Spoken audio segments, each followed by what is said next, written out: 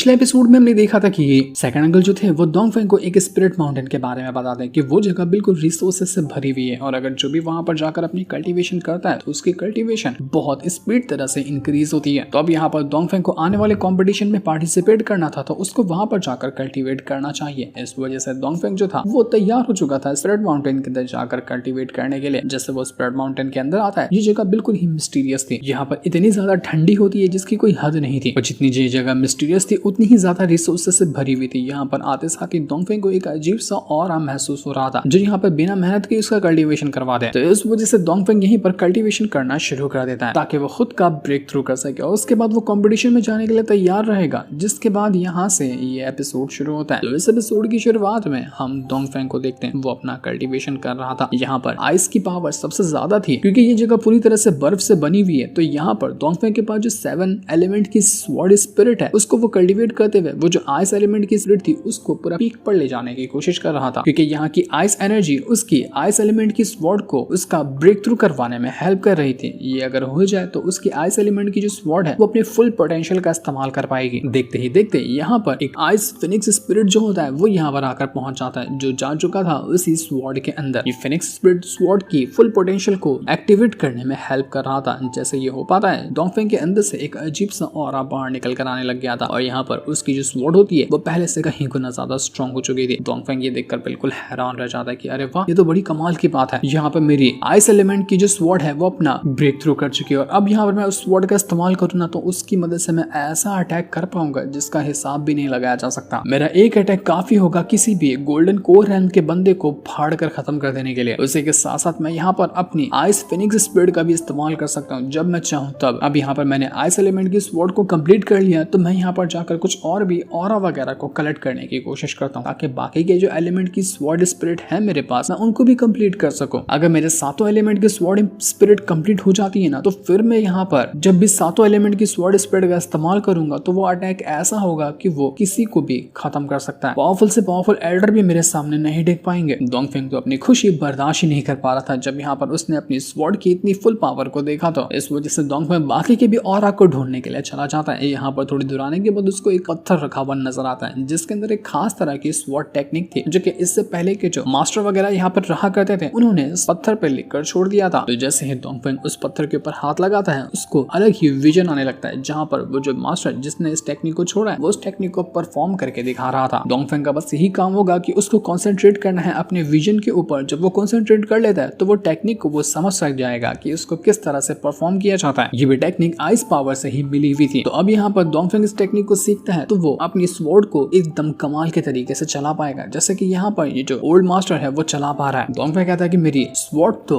अपना break through कर चुकी है तो अब मुझे यहाँ पर ये टेक्निक सीखना चाहिए। अगर मैं इन दोनों को सीख लेता हूँ ना तो मैं अपनी स्वॉर्ड का अच्छी तरह से इस्तेमाल कर पाऊंगा और उस टेक्निक को भी परफॉर्म कर पाऊंगा। तो डोंगफेंग जो था वो यहाँ पर उसी टेक्निक को प्रैक्टिस करने की तैयारी शुरू कर देता है कि अगर मैं यहाँ पर खुद को स्ट्रॉन्ग बना लेता हूँ तो मैं अपने फादर को बचाने के लिए तैयार होता जा रहा हूँ। मुझे बस थोड़ा सा खुद को स्ट्रॉन्ग बनाना है उसके बाद मैं अपने फादर को बचाऊंगा और जितने भी मेरे दुश्मन है सबको फाड़ कर खत्म कर दूंगा। किसी को नहीं छोड़ने वाला मैं। बस अब लोगों का मुझे परेशान करना हो गया। अब मैं लोगों को उनकी औकात दिखाने को तैयार हूँ। दूसरी तरफ हम कुछ बंदों को देखते हैं वो भी स्पिरिट माउंटेन के अंदर आ चुके थे। यहाँ पर आने के बाद वो डोंगफेंग को ही ढूंढ रहे थे। ये सारे के सारे बंदे थे उसी लिन जिससे डोंगफेंग की मंगनी हुई थी लेकिन उसने उसको धोखा दे दिया था। तो उसी के चेले चपाटे लोग थे। ये सारे के सारे लोग मिलकर यहाँ पर पहुंचे थे ताकि डोंगफेंग को इधर ही यहाँ पर निपटा दे। यहाँ पर अगर डोंगफेंग मर जाएगा तो किसी को कानो कान खबर नहीं होगी। यहाँ पर उसी मिस्टी सेक्ट का एक बंदा भी आया हुआ था। वही यहाँ पर इनको बताया था कि अभी ना डोंगफेंग अकेला स्पिरिट माउंटेन के अंदर कल्टीवेट कर रहा है। तो इसी वजह से सभी लोगों को यहाँ पर लेकर आया था वरना किसी को भी नहीं बताया था सेकंड अंकल ने कि वो डोंगफेंग को कहाँ भेज रहे हैं। दुश्मनों को तो खास करके नहीं लेकिन अपने ही सेक्ट से ये गद्दार बाहर निकल कर आ गया जिसने डोंगफेंग की लोकेशन इन लोगों को बता दी। लेकिन यहाँ पर आने के बाद भी उन लोगों को डोंगफेंग कभी नजर नहीं आ रहा था। वो लोग कहने लग जाते हैं कि आखिर डोंगफेंग कहाँ जाकर कल्टीवेट कर रहा है। कहीं ऐसा तो नहीं कि यहाँ का कोल्ड ऑरा जो है वो इतना ज्यादा स्ट्रॉन्ग है कि उसने वैसे उसको जमा कर मार डाला और उसका कोई नामो निशान नहीं मिल रहा। हमें अच्छे से चारों तरफ देखना चाहिए। हो सकता है कि रास्ते में हमें डोंगफेंग मरा हुआ नजर आ जाए। उसका पूरा शरीर बर्फ से जम गया होगा वो वैसे ही मर गया होगा। तो लिन कहने लग जाती है कि मैं तो उसको अपने हाथों से मारना चाहती थी लेकिन चलो खैर कोई बात नहीं। अगर मर भी गया होगा तो अच्छी ही बात है क्योंकि उसने अपने सेकंड अंकल के साथ मिलकर मेरे फादर की जो कल्टीवेशन डिस्ट्रॉय की ना इस बात को मैं हमेशा याद रखूंगी। जब तक मैंने डोंगफेंग और उसके पूरे खानदान को मिटा नहीं दिया ना तब तक मुझे सुकून नहीं मिलेगा। इसलिए ढूंढते रहो जब तक कि उसकी लाश नहीं मिलती तब तक कि मुझे यकीन नहीं होगा कि वो डोंगफेंग मर चुका है। इसलिए से हम उसको ढूंढे भी कर तो नहीं जाएंगे। तो ये लोग यहाँ पर डोंगफेंग को ढूंढने में लग चुके थे। दूसरी तरफ डोंगफेंग जो होता है वो एक दूसरी जगह पर आ चुका था जहां पर ज्यादा फायर एनर्जी थी। तो अब यहाँ पर डोंगफेंग कल्टीवेट करता है तो हो सकता है कि उसके फायर एलिमेंट वाली जो स्वॉर्ड है ना वो भी यहाँ पर कल्टीवेट करने की वजह से वो भी अपना ब्रेक थ्रू कर जाए। तो उसके बाद हो जाएगा डोंगफेंग के पास 2 स्वॉर्ड जो अपना फुल पोटेंशियल यूज कर पा रही होगी। इस चीज से डोंगफेंग जो था वो तो बड़ा खुश हो गया था और वो तुरंत यहाँ पर बैठकर अपना कल्टीवेशन करना शुरू कर देता है। वहां पर उसको कई सारे स्टोन वगैरह भी नजर आते हैं जो कि फायर एलिमेंट के स्टोन थे और ये यहाँ पर उसकी हेल्प करेंगे डोंगफेंग का खुद का ब्रेक थ्रू करने में, उसके जो स्वॉर्ड है उसका ब्रेक थ्रू करने में। तो इस चीज से डोंगफेंग यहाँ पर तुरंत अपनी कल्टीवेशन करने के लिए बैठ जाता है। उसके अंदर से काफी भयंकर पावर बाहर निकल रही थी, लेकिन जैसे वो पावर बाहर निकली थी इसकी वजह से उन बाकी बंदों को पता चल जाता है कि जरा देखो उधर से पावर आई है, इसका मतलब डोंगफेंग वहीं पर है। तो जैसे वो लोग वहां पर गए थे उनको वहां पर डोंगफेंग नजर भी आ जाता है जो अपना कल्टीवेशन कर रहा था। डोंगफेंग अपनी फायर एलिमेंट की पावर को पूरी तरह से ब्रेक थ्रू भी नहीं कर पाया था। ये सभी के सब वहां पर आकर उसको घेर लेते हैं। उनको देखकर डोंगफेंग हैरान रह जाता है। हैरानी वाली बात तो थी कि वो इनमें से किसी को भी नहीं जानता था और ये यहाँ पर आ गए थे अचानक में। तो वो सोच में पड़ जाता है कि ये लोग है कौन। तो वो लोग उससे कहने लग जाते हैं कि डोंगफेंग घबराने की जरूरत नहीं है, हम तो तुम्हारे पुराने दोस्त हैं। और जैसे हमें पता चला कि तुम स्पिरिट माउंटेन में अकेले कल्टीवेशन कर रहे हो तो सोचा कि हम तुमसे एक बार आकर मिल लें, जरा देखें तो कि तुमने कितना प्रोग्रेस हासिल किया है। डोंगफेंग अभी भी उनसे कह रहा था कि आखिर तुम लोग हो कौन, तुम्हारे यहाँ पर आने का मकसद क्या है, मैं तुम्हें नहीं जानता ना तुम मेरे दोस्त हो, तो तुम यहाँ पर आकर मुझे दोस्त जैसे कैसे बात कर रहे हो। तो ये सुनकर वो बंदे कहना चाहते कि ठीक है डोंग, तुम हमें नहीं जानते हो ना, कोई बात नहीं, लेकिन एक इंसान को तो तुम बिल्कुल पहचान लोगे। इसके बाद वो लोग वहाँ पर लिन को बुला लेते हैं। तो जैसे लिन वहाँ पर आती है वो डोंगफेंग को कहने लग जाती है कि डोंगफेंग अब तो तुम मुझे पहचान ही लिए होगे ना, बाकियों को तो छोड़ो मुझे तो जानते होगे क्योंकि हमने कितने लम्हे एक साथ गुजारे हैं, कैसा लगा मुझसे दोबारा मिलकर। तो ये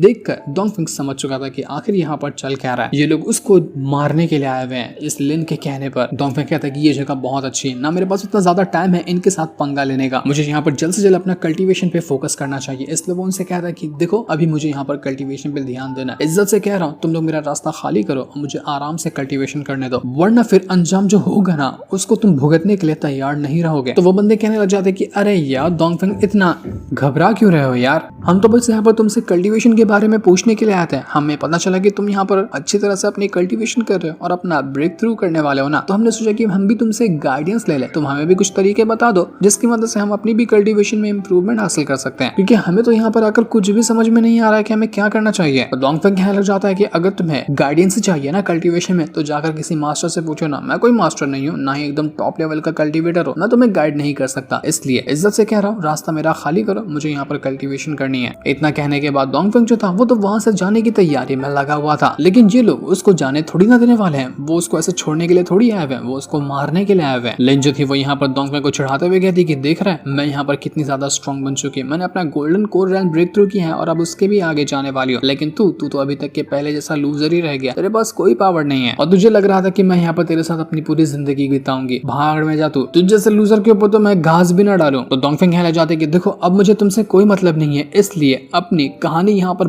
बक करना, मेरा दिमाग मत खराब करो, चली जाओ यहाँ से। लेकिन ये सुनकर वो जो लिन थी वो भड़क जाती कि तू जैसा लूजर मेरी बेइज्जती कैसे कर सकता है, आखिर तू मुझ पर भाव नहीं देगा, छोड़ूंगी नहीं तुझे। वो सारे के सारे अपने साथियों से कह दी कि साथियों जाकर मार डालो उसको। सारे के सारे लोग जो थे वो यहाँ पर डोंगफेंग को चारों तरफ से घेरना शुरू कर देते ताकि वो यहाँ पर डोंगफेंग की जान ले सके। तो जैसे वो लोग यहाँ पर डोंगफेंग के ऊपर अटैक कर रहे थे ये देखकर डोंगफेंग भी भड़क जाता है। वो कहता है कि मैं यहाँ पर जब से इज्जत से कह रहा था लेकिन ये लोग माने नहीं, लगता है कि उनको मरने का ही शौक चढ़ा हुआ, तो मैं इनकी ख्वाहिश पूरी करने के लिए तैयार हूँ। वो तुरंत अपनी पावर का इस्तेमाल करते हुए अपनी उसी आइस फिनिक्स स्पिरिट को बाहर निकाल लेता है और जैसे उसने उसको बाहर निकाला था उसके अंदर से ऐसी पावर बाहर निकल कर आती है कि कोई भी उस पावर के सामने खड़ा ही नहीं हो पा रहा था। सारे के सारे लोग अपना अटैक रेडी करने की कोशिश करते हैं और डोंगफेंग के ऊपर मारने लग जाते हैं, लेकिन कोई फायदा नहीं होता। वो आइस फिनिक्स स्पिरिट ने यहाँ पर सबके अटैक को डिस्ट्रॉय कर दिया था, जो देखकर सारे के सारे लोग एक पल के लिए एकदम हैरान रह चुके थे कि ये कैसे हो सकता है, इसने यहाँ पर आइस फिनिक्स स्पिरिट को कैसे एक्टिवेट किया। ये आइस फिनिक्स स्पिरिट तो पूरी तरह से आइस एलिमेंट की पावर से बनी हुई है। उनमें से एक बंदा जो था वो सबसे ज्यादा पावरफुल लग रहा था, तो वो यहाँ पर डोंगफेंग से कहने जाते हैं कि डोंगफेंग क्यों ना हम दोनों यहाँ पर एक बैटल लड़े, हम दोनों एक फाइट करते हैं, देखते हैं कि इस फाइट के अंदर कौन जीतता है। तो वो तुरंत अपनी पावर का इस्तेमाल करते हुए एक साथ अपनी कई सारी मल्टीपल ड्रैगन स्पिरिट को समन कर चुका था। वो अपनी सारी ड्रैगन स्पिरिट का इस्तेमाल करते हुए डोंगफेंग के फिनिक्स स्पिरिट को डिस्ट्रॉय करने में लगा होता है। लेकिन फिनिक्स स्पिरिट के सामने ड्रैगन की क्या ही औकात थी, क्योंकि वो ड्रैगन नॉर्मल पावर वाले थे, लेकिन फिनिक्स स्पिरिट तो अपने आइस एलिमेंट की पीक पर थी। इस वजह से वो यहाँ पर एक ही सेकंड के अंदर उन सारे ड्रैगन को जमा कर उन्हें डिस्ट्रॉय कर देती है। किसी को यकीन ही नहीं हो रहा था कि नहीं, ये नहीं हो सकता। आखिर ये डोंगफेंग अचानक में इतना ज्यादा स्ट्रॉन्ग कैसे हो गया, इसने आइस एलिमेंट को कैसे कल्टीवेट किया। आइस एलिमेंट को कल्टीवेट करना किसी इमॉर्टल रैंक के बंदे की भी जल्दी ताकत नहीं होती है। आइस एलिमेंट को कल्टीवेट करने में इमॉर्टल रैंक का बंदा भी उसकी हवा निकल जाती है, पर डोंगफेंग ने तो ये लूजर होते हुए भी ये कर दिखाया। नहीं, ये नहीं हो सकता। इसके पास कुछ ना कुछ तो ऐसी चीज है जो यहाँ पर इसको कल्टीवेशन में इंप्रूवमेंट हासिल करने के लिए हेल्प कर रही है। एक काम करते हैं, हम इसको जान से मारते हैं और पता लगाने की कोशिश करते हैं कि आखिर वो है क्या चीज जिसकी मदद से इसने आइस एलिमेंट को इतनी आसानी से कल्टीवेट किया। अगर हमारे पास वो चीज आ जाती है तो हम भी वहां पर इतनी आसानी से सारी पावर को कल्टीवेट कर पाएंगे। अब तो उन्होंने मन बना लिया था कि वो यहाँ पर किसी भी हालत में डोंगफेंग को जाने नहीं देंगे, वो उसको छोड़ने नहीं वाले हैं।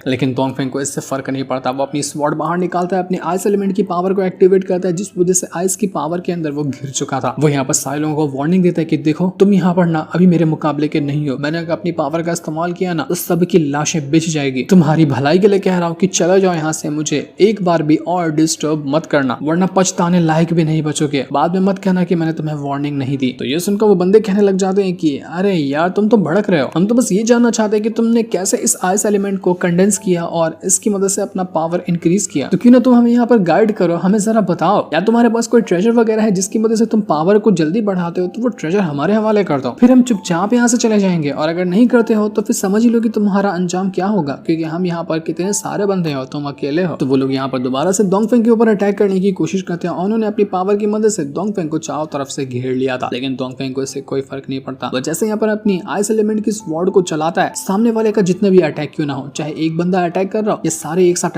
अटैक क्यों ना कर रहे हैं, और सारे के सारे अटैक यहाँ पर डिस्ट्रॉय हो जाते हैं। डोंगफेंग के सामने टिकना सबके लिए बिल्कुल नेक्स्ट टू इम्पॉसिबल लग रहा था। कोई भी यहाँ पर इस बात को मानने के लिए तैयार नहीं कि वो अपनी आंखों से क्या देख रहे हैं। इतना बड़ा लूजर बंदा जिसकी कोई औकात नहीं थी, वो एक साथ इतने सारे बंदों को हैंडल कर रहा है, वो भी अकेला। वो लोग यहाँ पर अपनी बेइज्जती महसूस कर रहे थे और बेइज्जती महसूस करने की वजह से वो लोग और ज्यादा जोश में आकर अटैक करते हैं, लेकिन फिर भी कोई फायदा नहीं होता। तब वहां पर वो जो लिन थी वो डोंगफेंग के पास आती है और उससे कहने लग जाती है कि डोंगफेंग, मुझे माफ कर देना, मुझसे गलती हो गई। मुझे नहीं पता था कि तुम यहाँ पर कितने ज्यादा स्ट्रॉन्ग बन चुके हो, मैं तो अभी भी तुम्हें लूजर ही समझ रही थी। तो क्यों ना तुम मेरी हेल्प करो ताकि मैं भी अपनी पावर को बढ़ा पाऊं। ये लिन यहाँ पर अपना पैतरा आजमा रही थी ताकि वो डोंगफेंग को मनाते हुए उसके पास जो कुछ चीज होगी जिसकी मदद से वो पावर बढ़ा रहा है उसको हासिल कर सके। और डोंगफेंग कहता है कि तुम लड़कियों की यही आदत होती है, बंदा लूजर हो तो छोड़ के भाग जाएगी और फिर पावरफुल हो जाए तो वापस आकर उसके सामने गिड़गिड़ाने लगेगी। लेकिन मेरे आंखों पे पटली नहीं बंधी हुई है, मैं इतना बेवकूफ नहीं हूँ, इसलिए दफा हो जाए यहाँ से। तो ये सुनकर लिन जो थी वो भी भड़क जाती है। वो यहाँ पर कहने लग जाती है कि डोंगफेंग, तू थोड़ा सा पावरफुल क्या हो गया, तू यहाँ पर अपने आप को हीरो समझने लग गया क्या? अभी भी तू लूजर ही है और मैं इस चीज को यहाँ पर साबित करके दिखाऊंगी। वो तुरंत यहाँ पर अपनी पावर का इस्तेमाल करते हुए डोंगफेंग से लड़ना शुरू कर देती है ताकि वो डोंगफेंग को मार सके। डोंगफेंग बहुत ज्यादा भड़का हुआ था, वो यहाँ पर लिन के ऊपर कोई दया नहीं दिखाता और एक से बढ़कर एक अटैक वो उसके ऊपर करने लग जाता है। एक ही सेकंड के अंदर तो लिन की जो मार्शल स्पिरिट थी उसको उसने अपनी फिनिक्स स्पिरिट की मदद से डिस्ट्रॉय कर दिया था। जितने भी लोग वहां मौजूद थे वो लोग कहने लग जाते कि भाई साहब, लगता है कि गलत टाइम पर गलत बंदे से गलत जगह पर हमने पंगा ले लिया। हमें गलत फहमी हुई थी कि हम